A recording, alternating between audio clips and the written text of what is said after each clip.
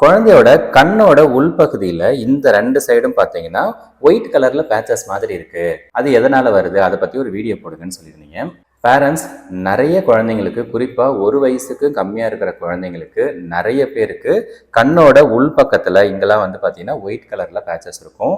அப்புறம் கண்ணுக்கு சைடுல இங்கெல்லாம் இருக்கும். இந்த இடத்துல இங்க கொஞ்சம் இருக்கும். பிளஸ் வாய சுத்தி சில சமயம் இருக்கும். இது எல்லாமே வந்து பார்த்தீங்கன்னா, நார்மல் ஃபைண்டிங் தான். இது வந்து பெரிய ஸ்கின் வியாதியோன்னு நினைச்சு பேரண்ட்ஸ் பேனிக் ஆக வேண்டாம். ஸோ ஃபர்ஸ்ட் திங், அது ஏன் வருதுன்னு பார்த்தீங்கன்னா, நிறைய குழந்தைங்களுக்கு கண்ணு வந்து இந்த இடத்துல பொங்க ஆரம்பிக்கும். சம்டைம்ஸ் பார்த்தீங்கன்னா, இந்த நேசோலேக்ரிமல் டக்ட்னு சொல்லி இந்த இடத்துல ஒரு டக்ட் இருக்கும். அது வந்து பிளாக் ஆகிடும். சம்டைம்ஸ் அந்த கண்ணீர் வெளியில் வரதுனால கண்ணு போட்டு தேய்ச்சிக்கிட்டே இருப்பாங்க. அந்த கண்ணீர் அந்த இடத்துல படுறதுனால சில சமயம் அங்கே வந்து ஒரு பிக்மெண்டேஷன் கம்மியாக இருக்கும். அதனால ஒயிட் கலரில் இருக்கும். அதே மாதிரி சில குழந்தைங்களுக்கு எச்சி ஊற்றிக்கிட்டே இருக்கும். இந்த எச்சி படுற இடம்லாம் ஒயிட் கலரில் இருக்கும். அதெல்லாம் வந்து பார்த்தீங்கன்னா, அந்த எச்சில் அதுக்கப்புறம் இந்த கண்ணீருக்கான ரியாக்ஷனால வருது.